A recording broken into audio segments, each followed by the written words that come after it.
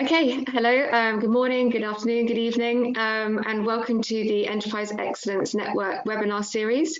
So today we are joined by Paul Marciano and Professor Peter Hines.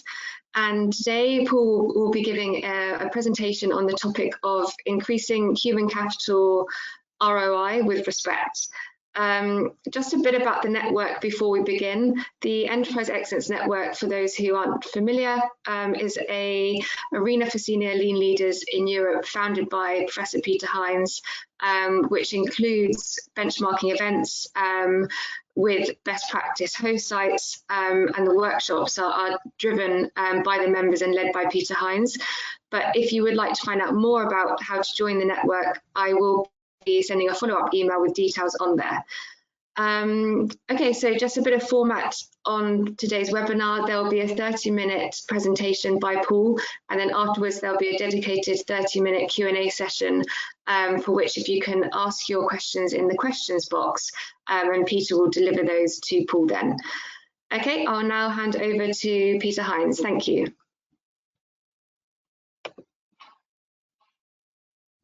Emma. Welcome everyone to I think this is our 19th in our series. I was counting them up, and it's great to be with you again. And so today we have Paul Marciano speaking from, I think he's in New York, if I'm right. This is one of Paul's books. He's actually got another one since then, and he'll have a new book coming out in a few weeks' time. And Paul's going to talk about this one, which is about respect in an organization. And Paul's background is from a psychology point of view. And as I was recommending this book to one of my colleagues, I said, this is the best book on lean I've read recently, although it's not on lean at all. But actually it is on lean, because it's the sort of thing that we need to know in the lean community.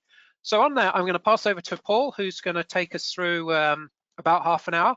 And then we'll have plenty of Q&A. So if you have any questions, fill them in on the question box, and then we'll take the questions at the end of this. So with that, I'll leave the floor to you, Paul.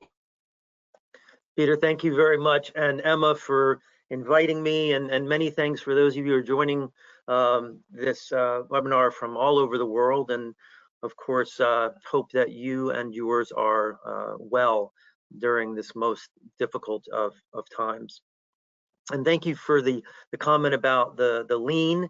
When the book first came out, somebody said that this was the most important book on worker safety written in the 21st century, but it had nothing to do with safety. And I think as you'll see, it's the principles of respect that we'll discuss cut across any aspect of really of our lives, and we can apply it to whatever our specific areas are of responsibilities. So I wanted to make begin by making the point between motivation and engagement. And most of the time people use these interchangeably, but they are not so. And it's very important for you, those of you that are managers or leaders, business owners, to understand this distinction. So when we think about motivation, the idea is that we're somehow going to wind our employees up, right? Excite them in some way externally, and that they are going to run around and be very productive for some period of time. But the exact problem is that it is for some period of time, and then invariably that employee then unwinds. And again, it comes back to our responsibility to wind them back up. And that is not a kind of a game that I would want to be in.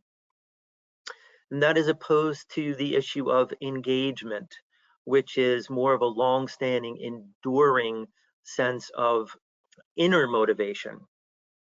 So a real commitment to. One of the ways to think about this is to imagine having identical manufacturing, say production lines or teams, and having them challenged to have some sort of a result. And as they both work, and let's say that the deadline is at midnight, and we see both work streams, and then all of a sudden something happens that makes it clear that they will not be able to accomplish their goals. And so one of those production lines, and again, they've both been working very hard. If you were watching them, you would say that they were all very motivated. One of those lines says, well, we tried, and they go home. And the engaged line says, well, what is it that we can accomplish? So that's really the distinction. It's about having a group of people that would work hard because we've set up a paradigm of trying to motivate them with external kinds of rewards or carrots versus those that are internally engaged. So why, and I'll also say that actually, even trying to motivate people, this idea is something we are not very good at.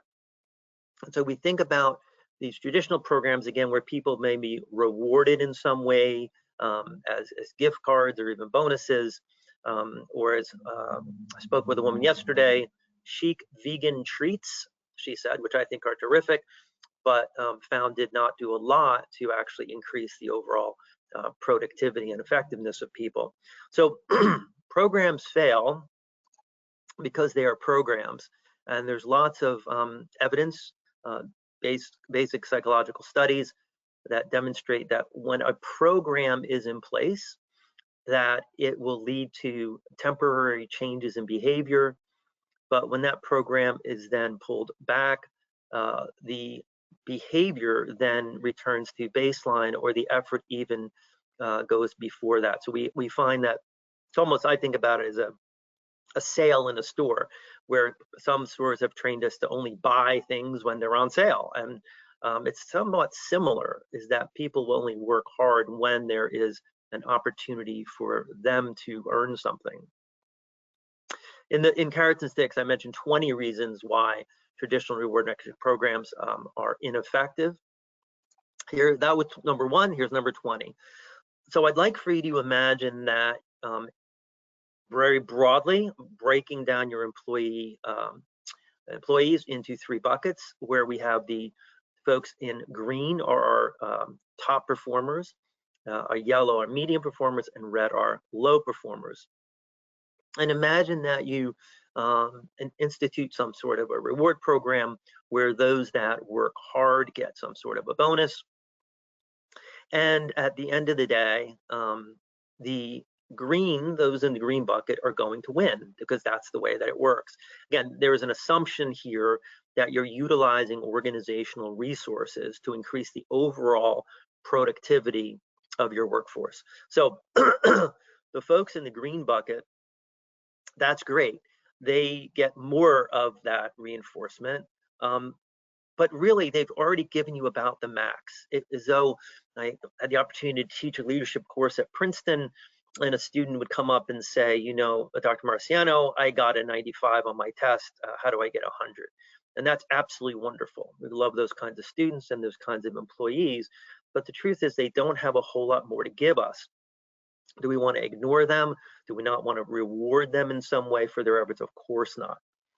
However, let's take a look at those in the yellow bucket. They may exert some increased discretionary effort in the attempt to obtain whatever that reward is. However, they don't win because the greens win. So they're not actually receiving reinforcement as a result of their increased efforts. What's the impact of those in the red bucket? Well, of course, there's none. It may serve to increase their level of resentfulness. It's another example to them of how they are failing in the organization. And so when we look at, again, overall investing resources into increasing productivity in the workforce, we have our green folks that are giving us just about their max. We have our yellow that there's more of an opportunity to actually have them more fully engaged, but these kinds of traditional programs actually leave them dissatisfied. And the red folks, who, by the way, we tend to spend too much time trying to work with, and probably we should rather help exit the organization, there is absolutely no impact or even a negative impact on that population.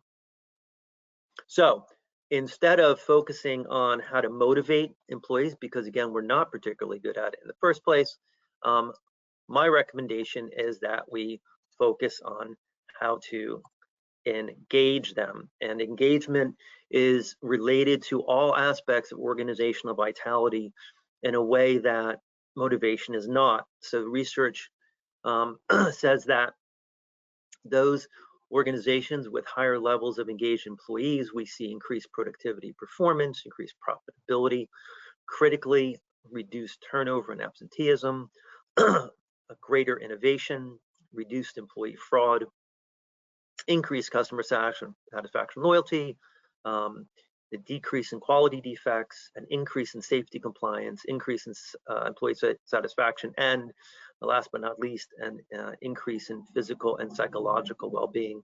So all aspects of organizational vitality that we care about are tied to this idea of engagement.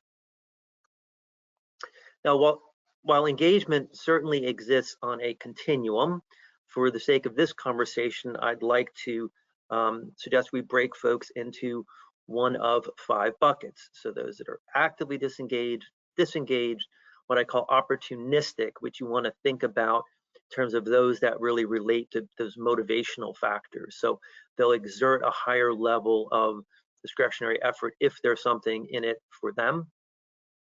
Your folks that are engaged and those that are actively engaged, I think about them again in terms of, this is just theoretical, because every organization is going to be different in terms of the number of folks that they have within each of these categories. So I would like for you to think about within your own organization how you would place people.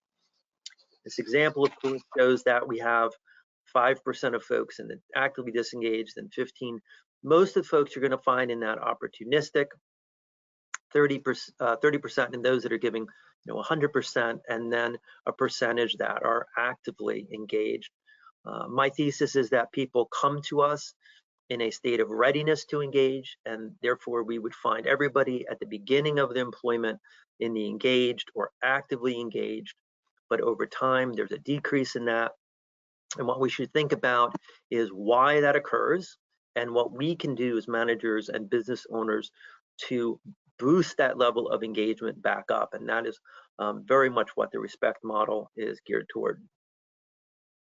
So theoretically, again, value, we might look at those that are engaged giving 100%. I have at the actively disengaged 25%. Sometimes they're even negative when they're truly toxic to the organization. And you all probably know some of those folks. Hopefully you don't have them in your current organization. And if you do, obviously should help them to exit. And as someone said to me once, release them to the competition. As an ROI, just a sample cost analysis, you can imagine had 100 people, an average salary 50,000, total annual salaries of 5 million plus benefits. What would the cost of disengagement be? And that is the figure. Again, you can do the analysis for yourself based on how many people you feel are in each of those categories, and then the amount of discretionary effort that they are giving you. So recognize that if all of your folks are in the engaged category, then you would see a 100% return on your money. Of course, our goal is always to how do we exceed that. The cost of disengagement, obviously the opposite of some of the ones we mentioned previously. The decreased productivity, the work quality suffering, decrease in morale and teamwork, increase in absenteeism. And then what's not mentioned on the previous slide is the cost of turnover, and whether that's voluntary or involuntary. So the loss of expertise that's realized, the advertising, recruitment, training, development, increased stress on remaining staff, and of course the disruption in client services. So we see how there are certainly real legitimate costs associated with having disengaged individuals in your workforce, and more broadly, of course, if there is an overall culture of disengagement. So what is employee disengagement cost in your company, and what would be the financial impact if your organization is composed of those primarily engaged employees? I have a very simple thesis, and that thesis is that respect leads to engagement. If we think about in our own lives, or personal and professional lives, I want you to imagine an individual, and the more that we respect that individual, the more that we engage with them. When we lose respect or feel disrespected, we disengage. We disengage emotionally, psychologically, and physically. And for most of us, we most all want to be liked, but when push comes to shove, we would prefer to be respected, because it suggests that when we are respected, that we have value to our tribes. And we have value to our tribes, it means that we are protected in some way. When we're disrespected, when we feel as though we're not listened to, that leads us to a sense of vulnerability. So this issue of respect is really critical to us as human beings from a survival perspective. So what I'd like for you to do, and we'll go through this somewhat quickly given our condensed time frame, I would like for you to think about a time in your life when you really respected the organization that you worked for. You were proud to say that you were part of Johnson & Johnson. So you want to just think about those, or even jot them down quickly. Then to think about a time when you really respected your supervisor or manager. He or she was somebody who was there to, encourage you, support you, develop you, and give you a kick in the butt when you needed it. So if you wrote down a list of those individuals, and I know I'm going very quickly, a time in your life when you really respected your fellow team members, everybody was pulling in the same direction, supporting one another, certainly not gossiping, doing their job. So you respected the team that you were on, they were being successful, and there was no finger pointing. A time in your life when you fundamentally respected the work that you were doing, you found that it had value for others and also for yourself. It was challenging, and was something that you, again, really enjoyed and took pride in. And what was that work that you were doing? And then a time when you really felt respected as an individual within that organization. So, your opinions mattered. There was consideration given of you. So again, you just felt as though you were very respected. Now, if anybody has ever held a job in a moment in time for which all 5 of those factors were simultaneously true, and if you can imagine my presenting to 100 people and asking for folks to raise their hands if that had ever been their experience, we typically get a couple, maybe 5, sometimes none. And I ask them, what is it like for you to go to work? And they smile and say, I love it. Or in Eastern Europe, I like it very much. I ask, does it have anything to do with money? Typically the answer is no. So we want to recognize that this idea of being respected really leads us to not only a sense of satisfaction, but a sense of engagement. If you think about the last job that you may have left, it may well have had to do with a sense of being disrespected in the workforce. So the respect model. My doctorate was on motivational theory. And in 2000, I was asked to give a presentation on motivating employees in the 21st century. And so I had on my whiteboard all these different motivational theories. And what I realized is that as each slide went over these, that I would absolutely put everybody in the room to sleep. And so on my whiteboard, I began to draw arrows and circles and cross things out and tried to just understand what I felt was the key underlying factor. And of course, at that time, I was dealing just with motivation, and then realized about the issue of engagement and just converted it. But I came to this idea of respect. And then I wanted to understand what are the drivers of respect, what leads people to actually feel respected in the workplace. Again, going back to the thesis that individuals come to us in the state of readiness to engage, and then unfortunately many, that arrow moves to the left. How do we boost it, especially those in the opportunistic area? As I mentioned earlier, I think those in the actively disengaged group, we just spend too much time and energy working with. But how do we boost those folks in the middle? So I also recognize that while there are multiple factors in individuals, the most influential individual, of course, is that individual's manager.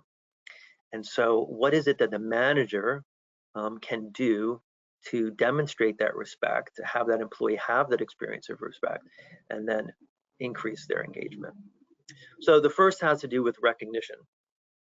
So this is, again, not in the way of giving some sort of gift card, but it's, recognizing, acknowledging people for the contributions they make with a handshake and looking people in the eye, or at this point, I guess, an elbow bump or over a Zoom call. But how do we simply say thank you? And if for anybody who's ever gone back to their desk and had something like a simple sticky note from their boss that said, thank you for a great job, I always ask people, what did you do with it? And it is the 99% of people say, I kept it. And maybe some of you are shaking your heads that you did as well. They used to, tape it on the bottom of their computer monitor so that it was in their visual space. And then also, if you think about it, interestingly, also in the visual space of others who would see that. I always find it interesting because it's not, as though people frame their paychecks, but they take something that, boss took 2 seconds to do, cost nothing, and yet demonstrated this small token of just a thank you. Just to think about the power of that is really interesting. And I think also to recognize, unfortunately, how little acknowledgement we must get in the workplace in general, that it would be so meaningful to us. So never underestimate that handshake, that yellow sticky, that card, and the impact that it has on others. By the way, in employee files, oftentimes we put, nasty notes of times they screwed up. I think it's also wonderful to put in their file examples when they did good work and record that as well. So empowerment, this is giving people really the tools and the resources they need to be successful, and we respect people, we do that. Unfortunately, the people that we don't do it with often are our first line supervisors who get promoted into those positions that have nothing to do with being successful in those roles.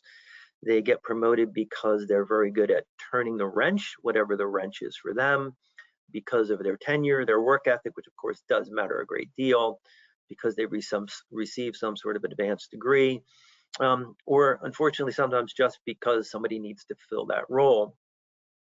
They do not often get promoted for their skills and ability to develop and to train and to coach and to mentor their employees and to foster teamwork. And so we often find we take really skilled employees, talented employees, by the way, whose sense of self has been developed around being really excellent in those jobs. We promote them, and unfortunately often they fail at some level in those positions. So really empowering people. And by the way, empowering people, again, does not mean sending them just to some sort of a training class. It often means that you are coaching and mentoring and developing them. So providing supportive, ongoing coaching and mentoring. For those of you who don't know, this is Coach Mike Krzyzewski, also known as Coach K. He's the winningest coach of all time in the collegiate level for Duke University. He wrote one of my absolute favorite leadership books, Leading with the Heart, that I would strongly recommend. I think one of the biggest challenges that managers have is providing constructive supportive feedback. And that's because they go at it with the mindset of it's going to be critical feedback. My new book, Let's Talk About It, Turning Confrontation into Collaboration, really addresses this issue.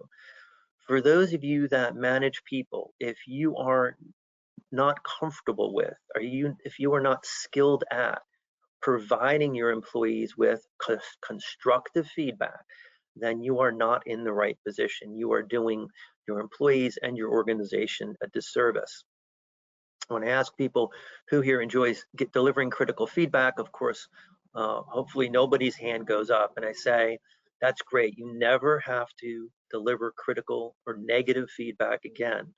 All you have to do is deliver supportive, constructive feedback coming from the place of I care about this individual being successful, I care about the team being successful, about the customer receiving what they've paid for, and about the organization. So it's coming from that place that is so important. Partnering, so developing collaborative working relationships, again, from a management point, one-on-one with your employees, fostering a sense of partnership across the team, across the organization, and really, you know, in an organization where you see true partnership, there's much greater transparency, you know, about things like the finances. There's just much greater sense of, you know, equality across the organization. It drives me crazy when I see the you know, the parking spaces reserved for you know, C-suite, or even worse, which I've seen are, you know, bathrooms that are reserved just for the executives. So if you really want to partner, you engage people, you allow them say and you know, in decision making, and there is very little sense of hierarchy. I know when working in the healthcare system, various medical practices, of course, that very much persists, and that results in things like disengagement by nurses, or you know, of course, there are famous studies about when nurses will see doctors, you know, literally in one case cutting off the wrong arm of a patient, but simply not speaking up. So whatever you can do to break down the sense of hierarchy will demonstrate respect to your employees and further engage them. The number one reason that employees don't meet the expectations of their manager is because those expectations are unclear. By the way, I put the employee performance review here just to make the statement that I really do not like them. I am a much bigger fan of relationship reviews. By the way, I also talk about that in the new book. If you're going to do performance evaluations, there should absolutely be nothing that is a surprise to your employee. Again, if there is, you have not done your job. I view the performance evaluation time as an opportunity to celebrate the accomplishments of the previous period, whether that be 6 months or a year, you know, to really identify the challenges that have been overcome, and then to look at the challenges upcoming, to look at what that employee wants to, how they want to develop, and how they want to be successful, and then figuring out how to support them in that. But setting clear expectations, and by the way, we always think that we are more clear communicators than we are. Recognize that it's very difficult for one adult to say to another, and certainly a direct report to say to their boss, hey, I don't understand what you've said. I don't understand what's expected of me. So I always make it the point of telling the people that work for me, if you're ever feeling as though you're unclear about what I'm asking, that's because I'm unclear, and my request is that you ask me. My great aunt was a elementary school teacher for many years, and one of the things she's always emphasized with her students was respect, and showing respect to everybody in the everybody, including the janitor. And she always made sure that their desks were lined up, and there was any paper was picked up off the floor. And she was a very kind person in general, but made sure to you know, talk to the janitor and ask him how his day was and such. And many years after she retired, she received a letter in the mail, and it was from an attorney. And this gentleman had passed away and had no family, and actually bequeathed to her his retirement monies. And it's just so striking, you know. I don't think we ever know like the impact that we can have on other people, and certainly in the workplace, especially when it comes to things like individuals' health conditions or the health challenges of their family members.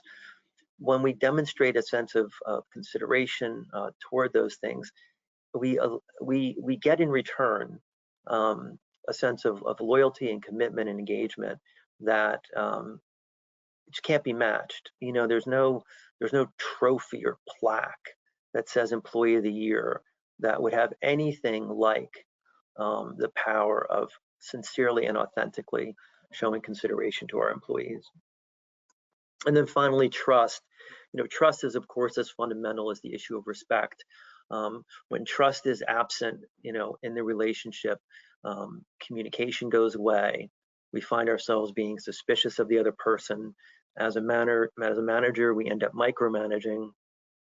I think of trust as though there was a porcelain piggy bank where over time I put a nickel in, you put a quarter in.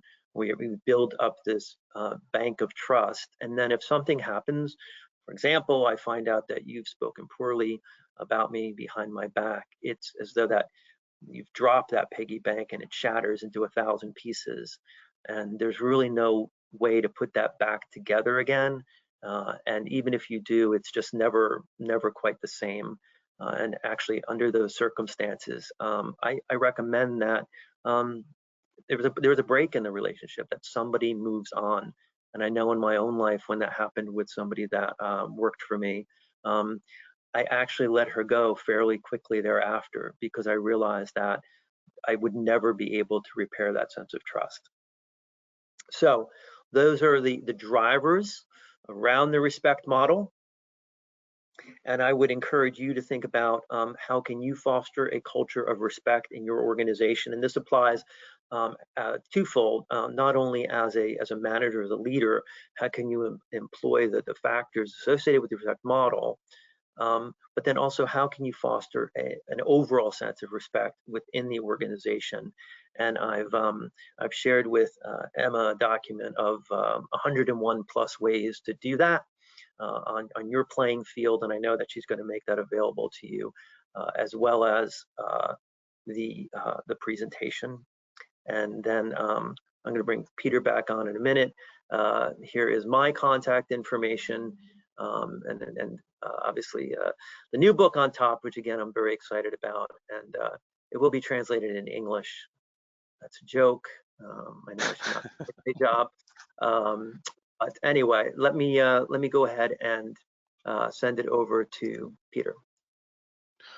Great, thank you very much, Paul. And I think that was very interesting. And I've actually read the book, and clearly Paul has a talent for anecdotes and stories of which he can only sort of touch on during this brief presentation. But certainly, if you look at the carrot and sticks, I'm sure the new book will be the same as well as that. I actually personally had two questions that came to mind to me, but one of which has also come from James in the audience. So I'll put this one forward while those of you think about whether there's questions you'd like to ask Paul. So the question was around the ROI that you talked about. How did you calculate this? I drew from lots. I conducted a great deal of research in writing this book and looking at across a lot of different statistics, and thinking about the value. As I said, there statistics. I used to teach statistics, and they can be a tricky thing, of course. When you see these Gallup surveys and such that say 70% of the workforce or such is disengaged, it's such a questionable metric, because people people aren't either engaged or disengaged. That's not the way it works. And furthermore, it's important to recognize the target of engagement. So I might be really engaged with the work that I do, or I may be really engaged with my customer, but at the same time, I could be very disengaged from my fellow team members. So it's, you know, we may make this big global statement about overall engagement. You know, for me, it's just James.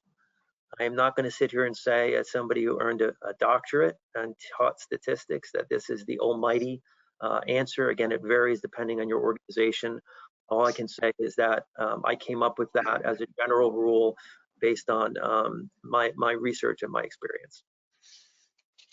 I mean, to add to that point, I was recently reading the 2020 Gallup survey, 10th edition. So the document is called The Relationship Between Engagement at Work and Organizational Outcomes. So saying some very similar things to what Paul was saying. And they quote a number of statistics that they developed in a similar way to you, Paul. And they talk about 23% increase in productivity, 81% absenteeism, 60%, 66% in well-being. So the numbers are actually quite enormous that we can talk about in this sort of engagement here. Yes, and so just give me a moment on this topic of measuring engagement. I wrote an article, so in the book I offer a measure of engagement, and I talk about the difference between sort of the symptoms of engagement versus the actual underlying drivers of it. And so there are, for example, in Gallup, you know, I have a best friend at work. That is not a question that measures engagement. That's just not true.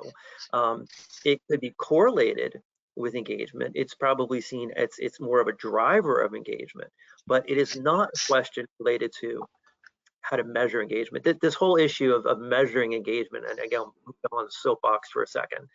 There are probably hundreds of instruments that claim to measure engagement. On the surface of it, that's impossible. You can't measure the same construct using 100 different versions. The reason it's done is because companies make money doing it that way. As far as I know, there is only one validated measure of engagement in the world, and it's called the UWES, Shefali. If you want the reference, I'm happy to share it with you. But that's the only one that I know that's actually been validated. Moreover, if you are predicting that a measure of engagement leads to discretionary effort, let's just put that as the basic, as the dependent variable, why wouldn't you just want to measure that dependent variable directly, which looks at what people are doing in their work? So are they bringing in new ideas? Are they showing up on time? What are they doing to demonstrate that discretionary effort? And then if we want to somehow measure it, the manager should be the one evaluating it. If the manager can't evaluate whether their employees are demonstrating high levels of engagement, then that's a real problem. So I much prefer, if we're going to track engagement, if we're going to measure it, that we do it through behavioral observations and actual hard dependent variable data, as opposed to some sort of an instrument.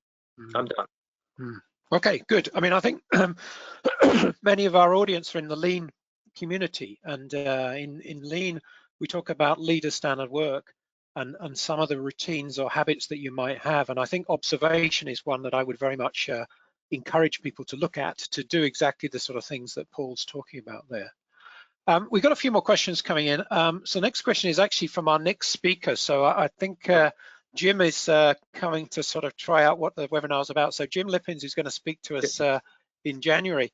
So he asks, what is the impact of leading by example and vulnerability of the leader on performance? Yeah. First of all, Jim, I hope you've learned what not to do maybe for your session. Thank you very much for joining. I'm a big fan of vulnerability, and let me say authentic vulnerability. I think that it's not it's a high wire act. It's like empathy. If you're not authentically empathic, which is I think also tied to vulnerability, it's not something you should try to do. There's good research actually in psychology, and I am embarrassed to be blanking on the psychological term of it right now. I can look it up, but that shows that when people are highly competent, when they're viewed as highly competent, and then they screw up in some way, they're actually more well liked by others because others view them in some ways as more it humanizes them. And I think particularly, and of course you want a leader to be the example. And if what vulnerability looks like is admitting their mistake and their follies, then they make that an okay part of their culture. And I think that's very important. So thank you for asking that question. I'm going to leap ahead two questions because I've got one from Chris, who's my co-author of my last book. And Chris, I recommended your book, so he's also read it, so he's an expert on it. And Chris and I do a lot of work with the Shingo Institute, and two of the cultural things they talk about is respect every individual, which is absolutely what you've been talking about. The other one is lead with humility. So Chris is asking, how important do you see leadership humility to engagement?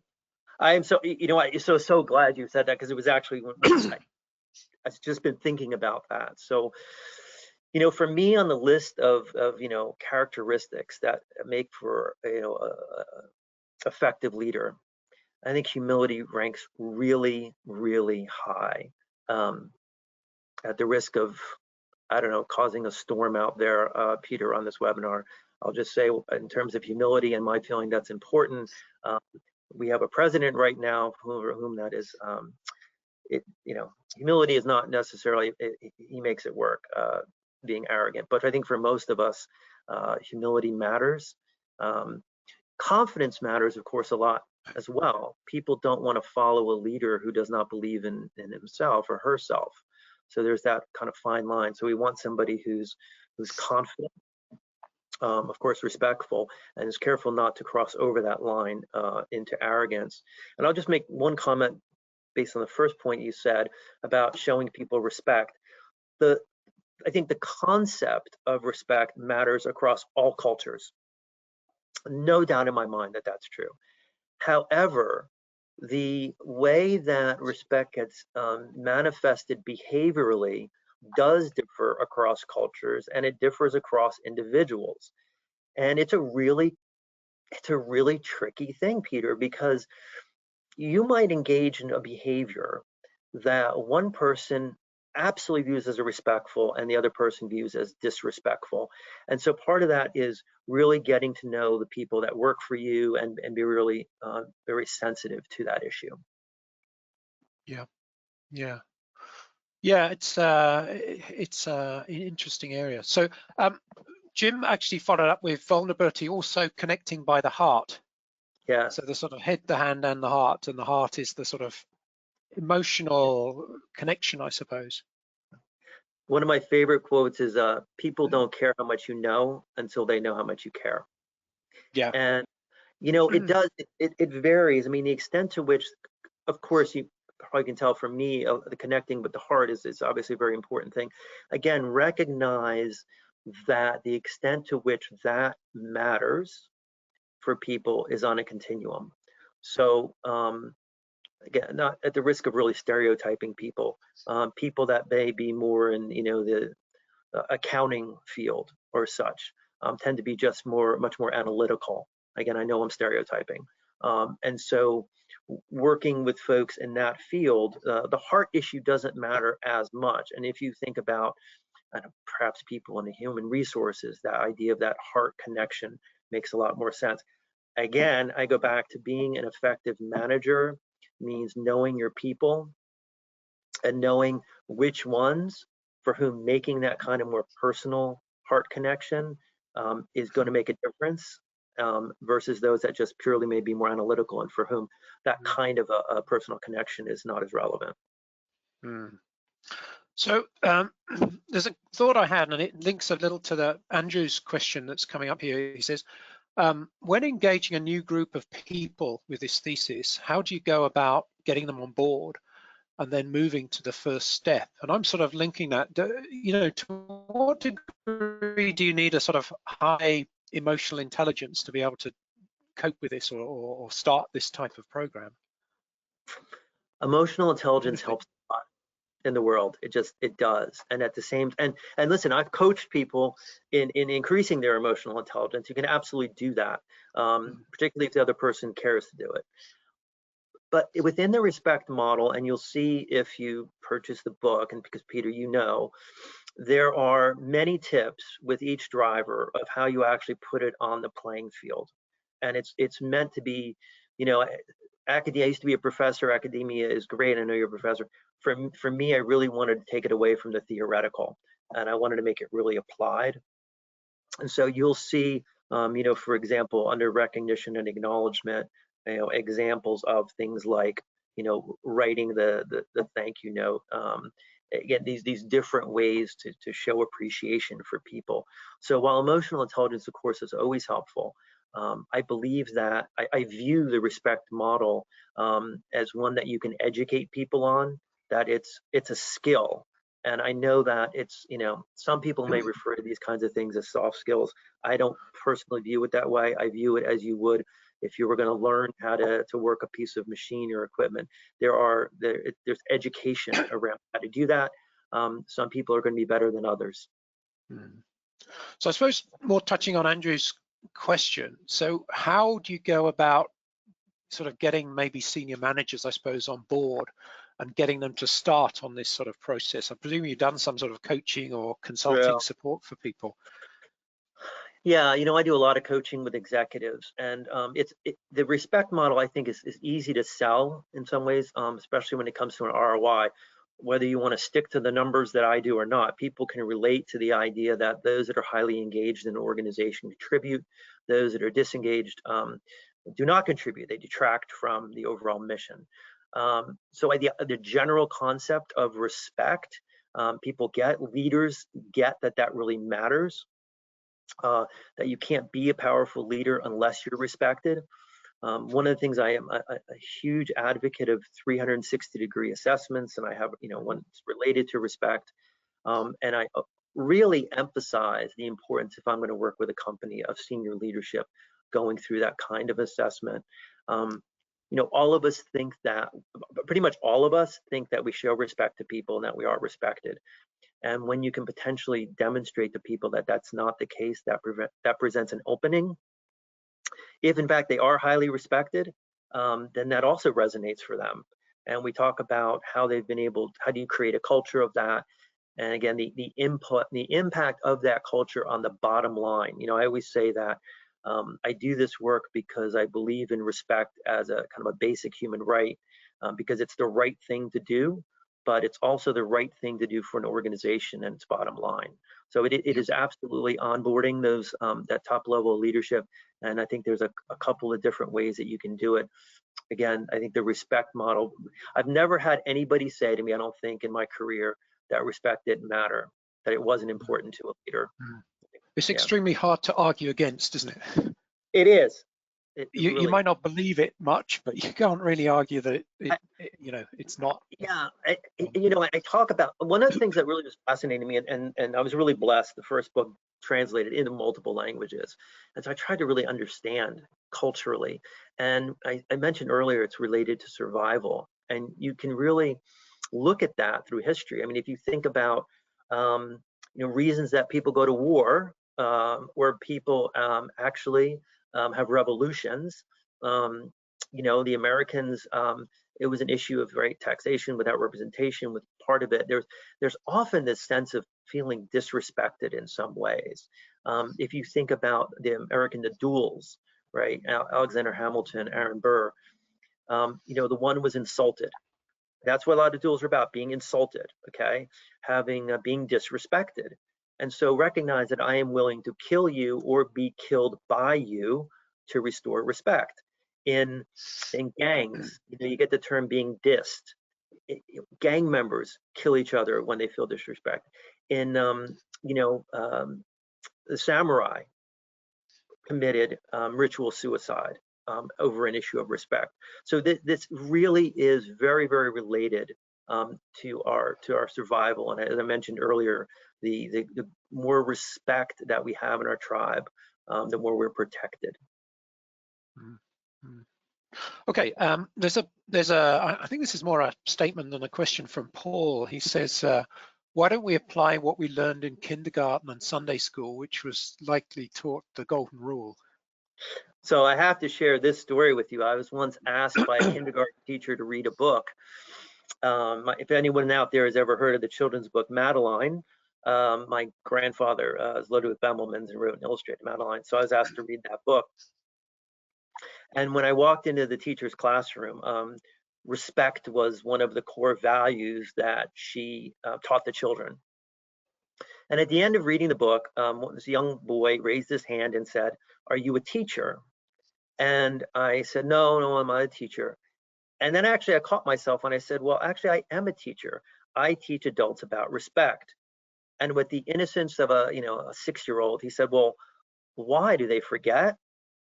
And sadly, that is really the case, right? We learn about that. It's, in fact, I would say that respect is one of the earliest concepts that we learn. We're taught very young. Hopefully, we're taught young by our our parents or elders, grandparents, and such like that, what it means. But it's actually a really, sadly, I appreciate the comment, Paul. It's a sort of a sad statement, and one that is of some interest to me about why it is that we simply don't practice it more broadly. And it must be a central tenet of virtually every religion in the world. No question about it. One of the first is to respect your God, right? And then respect other people. There's no question about it.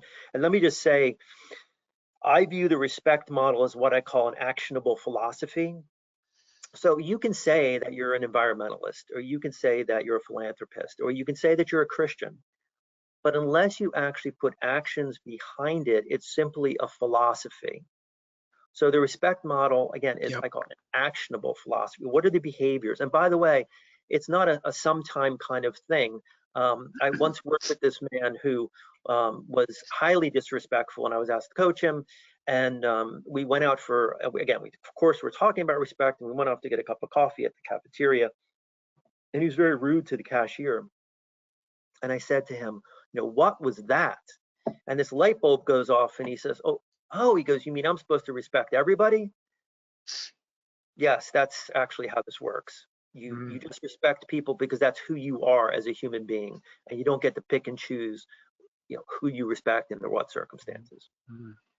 I have to say, next thing, with a slight tongue-in-cheek, you talk about different cultures in the world. Of course, near you would be New York, which has a completely different culture of how respectful people are to you. But anyway, I'm going to move on that point. So I've got one thought that I had a question, and we talked about this over email, that obviously the RESPEC fitted very nicely for respect. And my question over the email was, if you were to pick one other thing that didn't fit into the sort of letters, what would that be? I think you said pride was. Do you want to talk about what you meant by pride? Yeah, I mean, as I think about a driver of engagement, I don't think there's any greater driver than having pride and instilling a sense of pride in what you do, what your employees do. And I think that's even more true for those of a younger generation, for whom they need to feel really connected to the purpose of the organization. So I really advocate for business owners, when employees and when visitors come into their space, to put up on the wall like real examples of what they do that makes a difference in the world. When people really take pride in their work and in their organization, you'll get a level of engagement that is just far superior, certainly to any kind of carrots and sticks kind of thing. So, and I've seen people who work on road construction crews, who really emphasize to their employees the importance of what they do and the fact that their work allows people to travel safely, you know, to take kids safely to school, to visit their parents safely. And when you instill that sense of pride, no matter what your organization does, it just leads to such a higher level of performance and discretionary effort. So thank you. I've certainly found that as well. And I mean, in the Shingo Institute work, we use a video from Autoleaf, from one of their sites in Utah, and they talk about we save lives. And then you see the visual management boards, and it said, what did we do or change today to save more lives? Right. Which is exactly that sort of heart statement and emotional connection. And another company similar to that is that they use the phrase, we improve lives. So that particular company, they make synthetic diamonds, which is not really a product you can perhaps get so emotionally connected with as safety belts and things like that. But, you know, when you go and talk to people, why are you here? And they, you know, every employee brings up, we improve lives, my life, my team members' life, my community's life. And they live that through with, you know, you can go and do an education program in whatever you like. It doesn't have to be work related, because we want to improve you as people. So they actually, you know, do that. And By the way, pay for Peter, it. I'll even throw in that my fiance, we decided to buy a lab-grown synthetic diamond because of the, you know, the cold blood diamond, the implications of that. So I absolutely can see taking pride in that kind of work, of having that kind of an impact. Yeah. Mm-hmm. Well, time's sort of starting to slip away. I've saved this one to last because you're going to like the last question. So the last question is from Jobs Wilhelm, who says, Paul, thank you for your thoughts. Is there a training program in your new book? Oh, I love it. So we leave that as the last question. I know, thank you for that. Actually, the new book was written very much with the idea of workshops. As you can tell, I'm passionate about the issue of spreading respect in general. And so, of course, I have workshops geared toward that. The new book is all about teaching individual the skills to have those quote unquote difficult conversations. And let me just say that the first thing you need to do is get out of your mind that it's a difficult conversations. Our words give us our life, right? Our words and our thoughts produce our life. So if you say it's going to be a difficult conversation, it's a difficult conversation. So you can certainly extract your own training and workshops from the book. But again, when I wrote it, it was within mind of delivering those kinds of workshops. So yeah, so obviously, please feel free to reach out, and I can give you guidance, and certainly I'm more than happy to work with your organization. So thank you for that question. Sure, and I guess you have Paul at paulmarciano.com as your email. So Jobs, you might want to follow up directly with Paul on that. Good. Well, I think you know, our hour is up. So thank you very much, Paul. That was very informative and helped color a little the stories and so forth that we can read in the book. Thank you. So I'd like to just invite Emma to just sum us up and close us down for the day.